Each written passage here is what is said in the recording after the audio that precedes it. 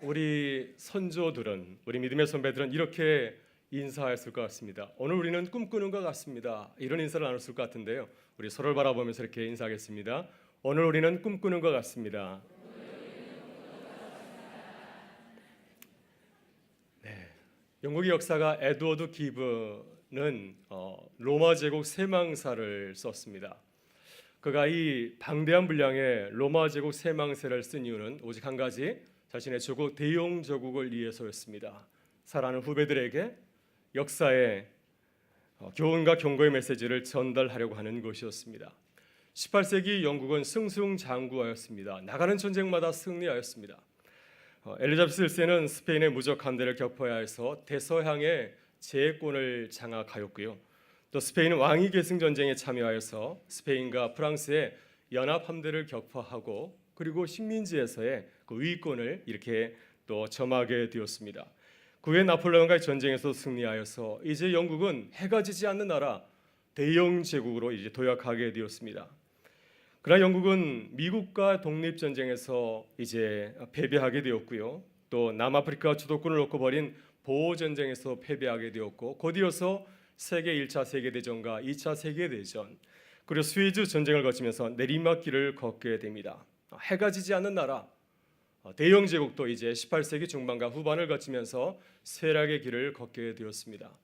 에드워드 기브는 자신의 조국 대영 조국을 바라보면서 로마 제국 세망사를 썼습니다. 역사를 통하여서 교훈과 또 경고의 메시지를 자신의 조국에게 전달하려고 하는 것이었습니다. 에드워드 기브니 로마 제국 세망사를 통하여서 주고자 했던 교훈은 오직 하나, 깨어 있으라고 하는 것입니다. 여러분, 로마 제국 세망세는 참으로 흥미롭게도 어디부터 시작하고 있냐면은 로마 제국의 최고 번성기, 최고 전성기부터 시작을 하고 있습니다. 바로 그 최고 전성기가 로마 제국의 멸망을 알리는 그 징후를 갖고 있다고 하는 것입니다. 로마 제국이 어느 날 갑자기 외부의 침략을 받아서 몰락의 길을 걸어간 것이 아니라 로마 제국이 가장 번성했던 그 시기에 본격적으로 그 멸망의 징후가 보이기 시작하였고 서서히 멸망의 길을 걸어갔다고 하는 것입니다. 따라서 우리는 역사를 돌아보면서 깨달아야 됩니다. 항상 겸손해야 되고 항상 깨어 있어야 할 줄 믿습니다. 왜냐하면 올락은 한순간에 우리에게 찾아오는 것이 아니라 우리가 영적으로 깨어있지 못하고 우리가 영적으로 느슨한 마음을 가지고 있을 때 우리의 내부에서 시작하기 때문입니다. 바로 이것이 우리가 늘 역사를 돌아보고 우리의 모습을 돌아봐야 되는 이유인 줄 믿습니다. 여러분, 오늘 우리는 8.15 기념 성찬 예배를 드립니다. 올해가 72주년이 되었습니다. 굉장히 많이 시간이 흘렀습니다. 우리가 8.15 기념 성찬 예배를 드리면서 하나님께서 우리에게 주셨던 아주 오래전의 그 놀라운 사건을 돌아볼 수 있기를 바랍니다. 그 역사를 통하여서 하나님께서 우리에게 주신 은혜를 기억하고 오늘 이 시대를 살아가는 우리의 사명을 깨닫고 하나님 앞에서 새롭게 우리의 결단을 다짐하면서 주님께서 우리에게 부탁하신 성찬의 자리로 나아갈 수 있기를 바랍니다. 오늘 시편 126편은 순례자들이 성전을 올라가면서 드린 기도입니다. 세계 각지에 흩어져 있었던 디아스포라 유대인들이 이제 예루살렘 성전을 향하여 올라가면서 성전에 올라가면서 드렸던 그 기도가 바로 이 시편 126편입니다. 시인은 이스라엘 역사에서 경험한 과거의 하나님의 놀라운 해방의 사건을 기억하면서 노래하고 있습니다. 그리고 과거를 돌아보면서 현재와 또 앞으로 우리가 어떤 모습으로 나갈 것인가를 이렇게 노래를 하고 있습니다. 먼저 시인은 과거 이스라엘이 바벨론에서 경험하였던 해방의 역사를 노래하고 있습니다. 여러분, 이스라엘 백성들 우리가 잘 알고 있는 것처럼 바벨론에 망하여서 포로 생활을 하지 않았습니까? 바벨론의 포로로 끌려가서 무려 70년 동안 노예 생활을 하게 되었습니다. 하나님께서 그들에게 특별한 은혜 주셔서 이제 페르시아 고레스의 칙령을 통하여서 다시 고향으로 돌아오는 기쁨을 누리게 했습니다. 오늘 시인은 그 순간을 기억하면서 이렇게 노래하고 있습니다.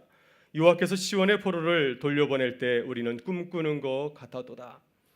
이어서 시인은 현재 자신의 처지와 이스라엘 상황을 바라보면서 기도하고 있습니다.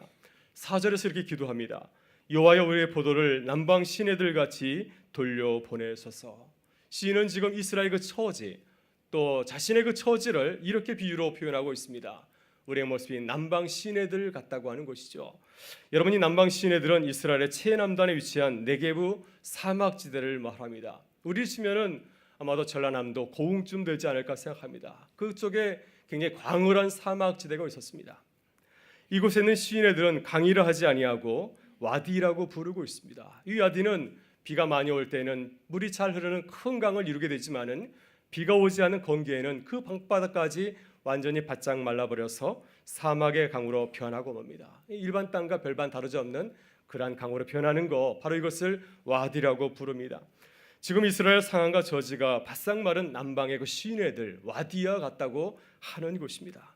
다시 말해서 지금 우리는 하나님의 구원과 해방의 은혜가 간절히 필요한 상황 가운데 있다고 그는 이제 기도하고 있습니다. 바로 이러한 상황이 지금 시인이 하나님께 노래하며 기도하는 삶의 자리입니다. 여러분, 그렇다면 시인은 현재의 삶의 자리에서 어떻게 과거와 현재와 미래를 바라보면서 하나님의 해방의 은혜를 삼아하며 노래하고 있습니까? 오늘 우리의 삶의 자리를 가만히 살펴보게 되면 우리의 삶의 자리와 이 126편의 시편 시인의 삶의 자리가 똑같다고 하는 사실을 발견하게 됩니다. 오늘 우리의 삶의 모습을 돌아보게 되면, 우리 역사를 돌아보게 되면 지난 1945년 72년 전에 우리는 하나님께서 놀라운 해방의 은혜를 경험하게 되었지만 아직까지도 남과 북은 하나 되지 못하고 서로 분열되어서 싸우고 있는 가운데 있습니다. 예부적으로는 주변 강대국들의 입김에 영향을 받고 있습니다. 북한은 고삐 풀린 망아지와 같이 미국을 대상으로 전쟁 운운하면서 핵미사일 발사를 이렇게 위협을 하고 있지 않습니까? 이에 맞서서 미국의 트럼프 대통령은 만일 장난하면은 가만두지 않겠다면서 같이 으름장을 두고 있는 가운데 있습니다. 해방의 우리 민족은 또다시 가장 심각한 전쟁 위기를 맞이한 상황 가운데 있습니다. 우리는 강복절을 맞이하여서 어떻게 다시 하나님께 나아가서 기도해야 되겠습니까? 첫째, 우리는 먼저 하나님께서 행하신 놀라운 구원의 역사를 기억해야 될 줄 믿습니다. 시편 120편 6편에서 시인은 먼저 주님께서 행하신 그 놀라운 구원을 기억하면서 노래하고 있습니다. 본문 1절의 말씀을 같이 한번 고백해 보도록 하겠습니다. 여호와께서 시온의 포로를 돌려보내실 때 우리는 꿈꾸는 것 같았도다. 아멘. 바벨론으로 포로로 끌려갔던 이스라엘 백성들이 해방을 맞이한 것은 전적으로 하나님의 은혜였습니다. 그래서 시인은 이렇게 고백하고 있습니다. 여호와께서 시온의 포로를 돌려보내실 때, 여호와께서 시온의 포로를 돌려보내셨다고 하는 것입니다. 우리가 열심히 노력하여서 다시 고향으로 돌아온 것이 아니라 하나님께서 우리에게 은혜를 주셔서 시온의 포로였던 우리들이 다시 고향으로 돌아오게 되었다고 노래하고 있습니다. 2절에서도 여호와께서 그들을 위해서 큰 일을 행하셨다. 3절에서도 여호와께서 우리를 위해서 큰 일을 행하셨으니 우리가 기뻐하도다 하면서 노래하고 있습니다. 이 구원과 해방의 사건은 누가 보더라도 우리가 한 것이 아니라 하나님께서 우리에게 행하신 일이었다고 하는 것입니다. 하나님께서 그들에게 해방의 은혜를 주셨을 때 이스라엘은 얼마나 기뻐하였는지 모릅니다. 1절에서 시인은 그때 그 감격과 그 기쁨을 이렇게 노래하고 있습니다. 여호와께서 시온의 포로를 돌려보내실 때 우리는 꿈꾸는 것 같았도다. 그때 그 사건을 다시 돌아보게 되면 이것은 꿈에서나 이루어질 수 있는 그러한 일이었다고 하는 것입니다. 정말 현실에서는 도저히 불가능했던 그 일이 하나님께서 우리에게 은혜를 주셨기 때문에 우리가 꿈 같은 일을 맞이할 수 있게 되었다고 노래하고 있습니다. 여러분, 하나님께서 과거에 행하신 가장 큰 일이 무엇이겠습니까? 주님께서 우리에게 주시는 큰 일이 무엇이겠습니까? 바로 1절에서 시인이 고백하는 것처럼 이스라엘이 꿈꾸는 것 같게 하시는 것입니다. 우리는 도저히 불가능한 일인데 하나님께서는 그것을 꿈꾸는 것 같이 우리의 삶의 자리에서 이루어 주시는 것이죠. 1절에서 꿈꾸다라고 하는 히브리어는 할람인데 그 뜻은 꿈꾸다라는 뜻을 가지고 있고 또 다른 뜻이 있습니다. 강하게 하다, 건강하다는 뜻을 담고 있습니다. 그래서 강하게 하다는 뜻을 살려서 1절을 다시 읽으면 이렇게 노래할 수가 있습니다. 여호와께서 시온의 포로를 돌려보내실 때 우리는 강한 자들이 된 것 같았도다. 우리는 꿈꾸는 것 같았도다. 주님께서 우리에게 힘을 주셔서 우리가 강한 사람들 같이 그 은혜를 누릴 수 있게 되었다. 이렇게 노래하고 있습니다. 바로 이게 시인이 하나님께서 행하신 해방의 역사를 기억하면서 노래하는 이유가 있습니다. 하나님께서 우리와 함께 하실 때 우리가 꿈꾸는 자같이 되고 하나님께서 우리와 함께 하실 때 우리가 다른 모든 사람보다 더 큰 힘을 가지고 있는 강한 사람들 같이 되었다고 그는 노래하고 있습니다. 여러분, 72년 전 1945년 8월 15일 우리 민족이 해방의 은혜를 경험하게 된 것도 우리의 힘으로 된 것이 아니었습니다. 하나님께서 우리에게 은혜를 주셨기 때문에 우리가 놀라운 은혜를 누리고 경험하게 된 줄 믿습니다. 여러분, 함석헌 선생님은 뜻으로 본 한국여서라는 책을 쓰게 되었는데 그 책에서 해방의 부분을 다루면서 이렇게 노래하고 있습니다. 1945년 8월 15일 경험한 해방은 도둑같이 온 해방이라고 하는 것입니다. 그것은 하늘에서 내려준 떡과 같다고 그는 노래하고 있습니다. 예수님께서 복음서에서 마지막 때의 구원은 마치 도적같이 우리에게 임한다고 하였는데, 우리 민족에 찾아온 그 해방의 놀라운 소식도 도적같이 갑자기 우리에게 찾아왔다고 하는 것입니다. 우린 도저히 꿈꾸지 못하였는데 주님께서 우리에게 큰 은혜를 주셔서 마치 꿈꾸는 자 같이 되었다고 그는 노래하고 있습니다. 따라서 우리는 하나님께서 행하신 일을 바라보면서 감사하고 감격해야 될 줄 믿습니다. 오늘도 다시 해방의 역사를 돌아보면서 주님께서 우리에게 주신 은혜를 기억할 수 있기를 바랍니다. 그리고 우리를 꿈꾸는 것 같이 기뻐하게 하신 주님의 은혜에 감사하고 노래하는 주님의 몸된 교회와 성도들이 될 수 있기를 주의 이름으로 축원합니다. 둘째, 우리는 이제 일어나서 현재 우리에게 행하실 주님의 은혜를 사모해야 될 줄 믿습니다. 본문 4절에서 시인은 과거에 행하신 하나님의 놀라운 일을 기억하고 나서 어떻게 노래하며 기도하고 있습니까? 우리 4절 말씀을 같이 한번 읽어보겠습니다. 여호와여, 우리의 보로를 남방 시내들 같이 돌려보내소서. 아멘. 지금 시인의 삶의 자리는 그렇게 녹록치 않습니다. 구약성경 학개서와 스가랴서에서 지금 이 시인이 처해 있는 그 삶의 자리를 잘 말해주고 있습니다. 이스라엘 백성들이 바벨론에서 포로 생활을 마치고 고향 예루살렘으로 돌아오게 되었을 때 모든 것이 완벽하게 준비된 그러한 상황이 아니었습니다. 다윗 왕과 솔로몬 왕씨와 같이 풍요로움을 누리지 못하였고, 또 그들 가운데 안정과 평화가 기다리고 있지 못하였습니다. 그들의 삶은 마치 최남단에 위치한 바짝 마른 남방의 그 시내들과 같이 참으로 척박하였습니다. 수많은 이민족들이 그들을 호시탐탐 노리고 있었고, 그들이 열심히 정말 씨를 뿌리면서 농사를 지었지만 아무것도 거두지 못하는 그러한 아사 상태에 놓여 있었습니다. 바로 이러한 삶의 자리에서 시인은 하나님의 구원과 해방의 은혜를 사모하고 있습니다. 과거에 우리에게 행하시던 그 하나님께서 우리에게 은혜를 부어주신다고 한다면, 아주 오래전에 시온의 포로를 돌아오게 하신 하나님께서 우리에게 다시 그 놀라운 은혜를 부어주신다고 한다면 우리가 다시 꿈꾸는 것 같이 될 것이라고 그들은 고백하고 있습니다. 그래서 시인은 다시 물이 넘쳐 흐르는 남방 시내로 돌아가게 해달라고, 바짝 마른 우리의 삶의 자리 가운데 주님의 은혜의 단비가 내리게 해달라고 간절히 기도하고 있습니다.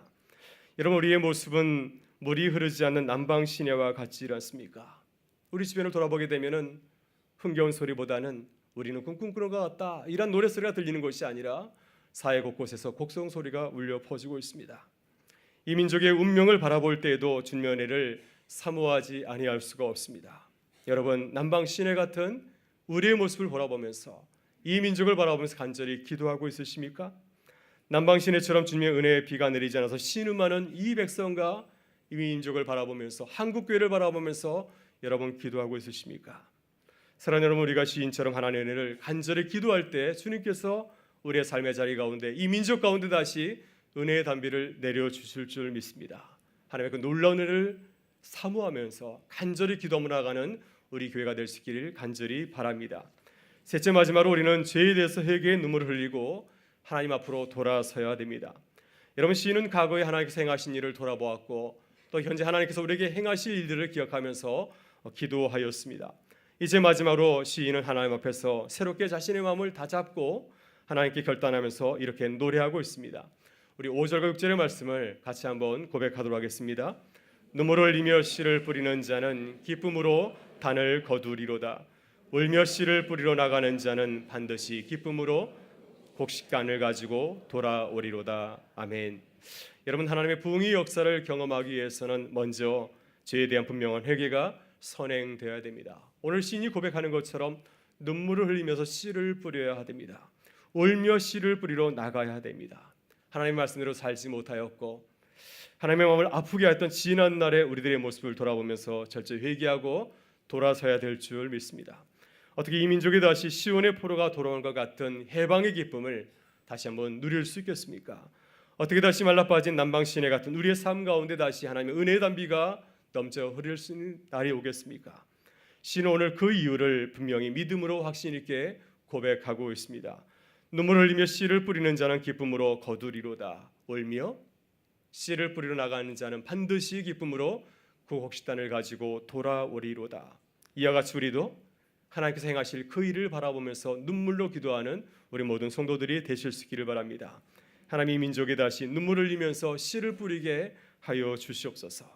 하나님, 울며 씨를 뿌리러 나간 자는 반드시 기쁨으로 단을 거두고 돌아오게 하여 주옵소서. 하나님, 이번 가을에는 가뭄에 찌든 우리의 삶의 자리 가운데 은혜의 단비가 내리게 하여 주시옵소서. 절망 중에 믿음을 의지하여 씨를 심은 자들이 한 호성을 이면서 이번 가을에는 수수하게 하여 주옵소서. 한국 교회가 다시 일어서게 하여 주옵소서. 우리가 주님을 바라보면서 울며 씨를 뿌리러 나갈 때 주님께서는 우리의 눈물을 닦아 주시고 우리의 삶의 자리 가운데 풍성한 은혜로 채워 주실 줄 믿습니다. 하나님께서 장차 행하실 그 일을 바라보면서 기쁨으로 나가는 우리 모든 성도가 되실 수 있기를 주의 이름으로 축원합니다. 오늘 우리는 이 시인처럼 간절히 기도하면서 성찬에 참여할 수 있기를 바랍니다.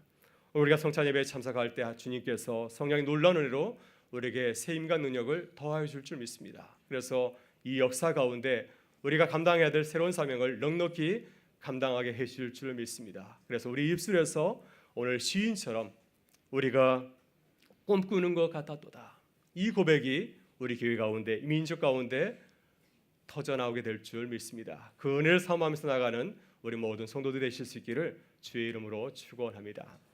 우리 이제 다 같이 찬송가 227장 1절과 5절 부르시면서 성찬으로 나아가도록 하겠습니다.